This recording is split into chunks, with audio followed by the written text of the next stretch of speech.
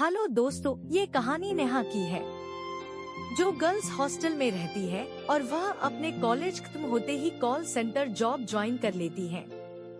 नेहा अपनी नई जॉब के लिए बहुत उत्साहित है। नेहा की नौकरी का पहला दिन है और वह तैयार होकर समय से पूर्व ही कॉल सेंटर पहुंच जाती है, जहां उसे उसके टीम लीडर उसे काम की प्रक्रिया समझाते हैं। नेहा कॉलेज में बहुत ही होनहार छात्रा थी, इसलिए उसे काम को समझने में कोई ज्यादा परेशानी नहीं होती और वह पहले ही दिन से क्लाइंट कॉल अटेंड करने लगती है। नेहा के बात करने का तरीका इतना अच्छा रहता है कि वह पहले ही दिन कई ऑर्डर जनरेट कर देती है। यह देखकर नेहा का टीम लीडर बहुत खुश होता है और उसके काम के लिए उसे सबके सामने प्रोत्साहित करता है। नेहा खुश हो जाती है और कई दिन होने के बाद अब नेहा को भी यह काम अच्छा लगने लगता है। नेहा अपने काम से इतना प्यार करने लगती है कि उसे कई बार अपनी टाइमिंग का भी पता नहीं चलता। कई दिन ऐसे ही चलते रहते हैं। एक दिन नेहा का टीम लीडर उसे नाइट शिफ्ट करने के लिए कहता है, लेकिन नेहा रात में काम करने को मना कर देती है। दरअसल कॉल सेंटर की रात को काम करने वाले स्टाफ में कमी आ जाती है, जिसकी वजह से नेहा को अप्रोच किया जाता है। काम की मजबूरी के चलते नेहा हाँ कर देती है और अगली रात 8 बजे से नेहा कॉल सेंटर पहुंच जाती है। नेहा जैसे ही अपना हेडफोन लगाती है, लेकिन वह इस कॉल को नजरअंदाज कर देती है। उसे लगता है यह जरूर किसी की शरारत होगी और वह रात की शिफ्ट खत्म करके सुबह अपने हॉस्टल पहुंचती है। हॉस्टल में नेहा खाना खाते वक्त टीवी देख रही होती है। तभी उसे खबर मिलती है कि उसके टीम लीडर की कार एक्सीडेंट में मौत हो गई है और यह देखते ही नेहा अपना खाना छोड़कर अपने कॉल सेंटर भागती है। वहां उसे पता चलता है कि उसके टीम लीडर नाइट शिफ्ट खत्म करके अपने घर जा रहे थे और रास्ते में ही एक ट्रक से उनका एक्सीडेंट हो गया और उनकी मौत हो गई। लेकिन नेहा इसलिए ज्यादा परेशान थी क्योंकि रात को जो कॉल आया था उसमें यही मैसेज था कि सुबह तुम्हारे टीम लीडर की कार एक्सीडेंट से मृत्यु हो जाएगी और वह कॉल हकीकत में बदल चुका था, जिससे नेहा बहुत परेशान थी। वह सभी को यह बात बताना चाहती थी, लेकिन उसे अच्छे से पता है कि कोई उसकी बात का यकीन नहीं करेगा।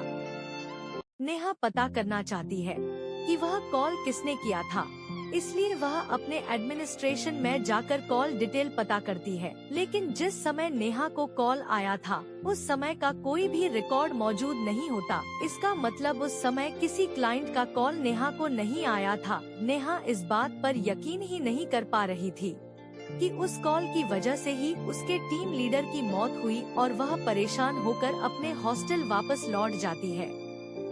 सारा दिन परेशानी झेलने के बाद वह अपनी नाइट शिफ्ट के लिए तैयार होती है और कॉल सेंटर पहुंच जाती है। यहाँ उसके सहकर्मी पहले से ही काम कर रहे होते हैं और टीम लीडर के स्थान पर एक नए व्यक्ति को नियुक्त किया जाता है। नेहा जाते ही नए टीम लीडर से परिचय करती है और उसके बाद क्लाइंट कॉल अटेंड करने में लग जाती है। देखते ही देखते रात 12 बज जाते हैं और फिर उसे उसी तरह का एक और कॉल आता है और उसमें बताया जाता है कि आज रात 2 बजे कॉल सेंटर के सर्वर रूम में आग लग जाएगी, जिससे कॉल सेंटर का सारा क्लाइंट डाटा बर्बाद हो जाएगा और इससे कंपनी को बहुत नुकसान होगा। लेकिन नेहा इस बात को हल्के में नहीं लेती और अपने नए टीम लीडर से जाकर सारी बात बता देती है और वह भी नेहा की बात पर भरोसा करते हुए सर्वर रूम का परीक्षण करता है। लेकिन वहाँ किसी तरीके की तकनीकी खराबी नहीं होती और वह नेहा से कहता है,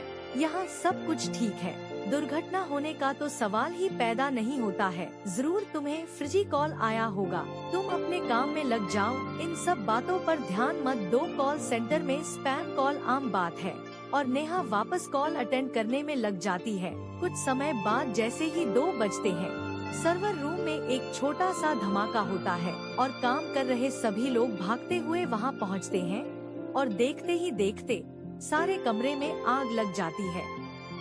टीम लीडर सभी से आग बुझाने को कहते हैं। तभी वहां रखे हुए पानी के कंटेनर से सभी आग बुझाने में कामयाब हो जाते हैं। लेकिन सर्वर रूम जलकर खाक हो चुका था और अब वहां कोई बैकअप नहीं किया जा सकता था। मतलब जो कॉल आया था वह पूरी तरह सच साबित हो चुका था और यह बात केवल नेहा और उसका टीम लीडर ही जानते थे।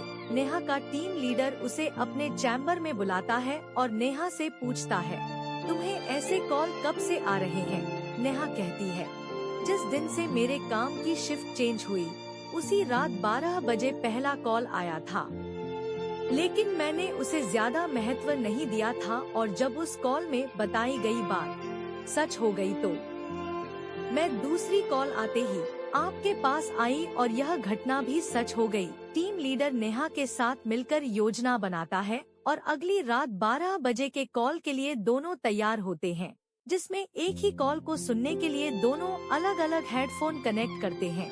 तभी 12 बजते ही कॉल आता है और नेहा कॉल रिसीव करती है और साथ ही अपने टीम लीडर को भी इशारा करती है ताकि वह भी कॉल में बताई जा रही बातें सुन सके और दोनों हेडफोन लगा लेते हैं। नेहा की हेडफोन में आवाज आती है कि आज कॉल सेंटर के चौकीदार की मौत करंट लगने से होगी और तभी नेहा डर वजह से हेडफोन निकाल देती है और टीम लीडर के चैम्बर में भागते हुए जाती है और कहती है, सर सुना आपने, आज हमारे कॉल सेंटर के चौकीदार की मौत होने वाली है।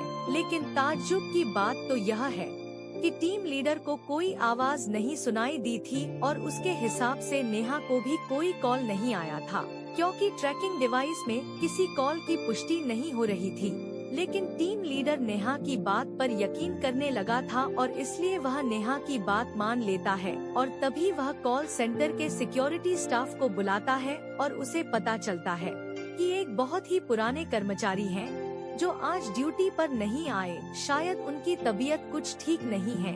टीम लीडर आए हुए सुरक्षा कर्मियों को केवल आज की रात इलेक्ट्रॉनिक सेटअप से दूर रहने का ऑर्डर देता है ताकि कोई करंट से न मारा जाए। सारी रात गुजर जाती है, नेहा की जान में जान आती है और वह टीम लीडर से कहती है, सर हमने अपने सुरक्षा कर्मियों को बचा लिया। लेकिन तभी टीम लीडर के मोबाइल मैसेज जाता है, आज रात को वह सुरक्षा कर्मी करंट लगने से मर गया जिसने छुट्टी ले रखी थी। टीम लीडर परेशान हो जाता है और नेहा से कहता है, हमें इन हत्याओं का कारण जानना होगा क्योंकि हमारे कॉल सेंटर में लगातार यह हादसे हो रहे हैं और सिर्फ तुम्हें ही इसकी जानकारी क्यों मिल रही है।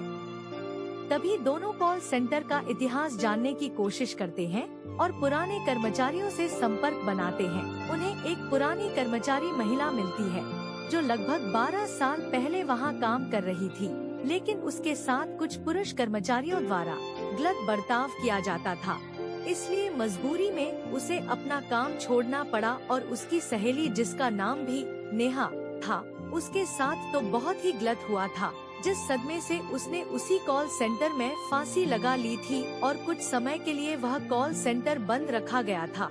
नेहा की टीम लीडर को अब सारी बात समझ में आने लगती है और उसे एहसास होने लगता है कि वही लड़की नेहा से संपर्क बना रही है, क्योंकि वह नेहा में ही अपने आप को ढूंढ रही थी। नेहा यह बात जानते ही डर जाती है और वह अपनी नौकरी छोड़ने का फैसला करती है, लेकिन टीम लीडर उसे मनाने की कोशिश करता है और कहता है, तुम ही हो जो उससे संपर्क बना सकती हो और यदि तुम चली गई तो ये हादसे हमेशा होते रहेंगे और हमें पता भी नहीं चलेगा। जरा सोचो कितने निर्दोष लोगों की जान जा सकती है। और यह बात सुनते ही नेहा मन बना लेती है कि वह पता लगा कर रहेगी कि यह हादसे कैसे रोके जा सकते हैं और दोनों मिलकर एक व्यक्ति के पास जाते हैं जिसे वैज्ञानिक रूप से भूतों से संपर्क साधना आता था। वहां जाकर उस व्यक्ति से उन्हें पता चलता है कि जब तक उसका बदला शांत नहीं होगा वह ऐसे ही हत्या करती रहेगी, लेकिन यदि हम उसकी आत्मा का संपर्क कॉल सेंटर से अलग करने में कामयाब हो जाए तो हादसे रोके जा सकते हैं। लेकिन इसके लिए नेहा की जान को खतरा हो सकता था, क्योंकि उस वक्त नेहा को अकेले ही कॉल सेंटर में रहना होगा और जैसे ही वह नेहा से संपर्क करेगी तो उसे नेहा के शरीर के अंदर आने के लिए यह व्यक्ति विवश कर देगा और उसे नेहा के शरीर के अंदर रखते हुए कॉल सेंटर से बाहर निकालकर किसी दूसरे स्थान में उसे आजाद कर देगा, जिसके लिए उससे जुड़ी पहले की कोई पुरानी वस्तु ही जरिया बन सकती है। और अधिक जानकारी जुटाने से उन्हें पता चलता है कि वह हेडफोन जो नेहा इस्तेमाल करती थी उसे वही लड़की इस्तेमाल किया करती थी, लेकिन यह कार्य गुप्त तरीके से किया जाना था क्योंकि वहाँ लोगों के होने से असफल होने का खतरा था। टीम लीडर सभी स्टाफ को छुट्टी दे देते हैं और तीनों मिलकर योजना को अंजाम देने के लिए कॉल सेंटर पहुंच जाते हैं। रात 12 बजते ही हमेशा की तरह कॉल आता है और योजना के अनुसार वैज्ञानिक उस आत्मा को तकनीकी प्रक्रिया के तहत नेहा के शरीर में उसे प्रवेश करवा देते हैं और नेहा बहुत अजीब सा बर्ताव करने लगती है। उसे संभलना मुश्किल हो जाता है। तभी दोनों नेहा को रस्सी के सहारे बांधकर कार तक ले जाते हैं और एक सुनसान जगह धार्मिक स्थल पर उसे आजाद करने की तकनीकी प्रक्रिया करते हैं। कुछ ही घंटों बाद नेहा को होश आ जाता है। टीम लीडर यह देखकर बहुत खुश होता है क्योंकि उन्होंने खतरा उठाते हुए इतना बड़ा काम कर लिया था और बहुत से बेकसूर लोगों को मरने से बचा लिया था। इस हादसे ने नेहा को झकझोर के रख दिया, इसलिए वह अपनी नौकरी छोड़ देती है और अपने गांव वापस चली जाती है। इस घटना के बाद कुछ दिनों के लिए कॉल सेंटर में नाइट शिफ्ट बंद कर दी जाती है। इस घटना के कुछ दिन बीते ही थे, अचानक 12 बजे फिर कॉल सेंटर में कॉल आता है, जबकि सारा सिस्टम बंद किया जा चुका था। लेकिन फोन की घंटी बजती रहती है और कहानी खत्म हो जाती है। ऐसी ही मजेदार कहानियाँ सुनने और वीडियो देखने के लिए आप इस चैनल को लाइक और सब्सक्राइब करें।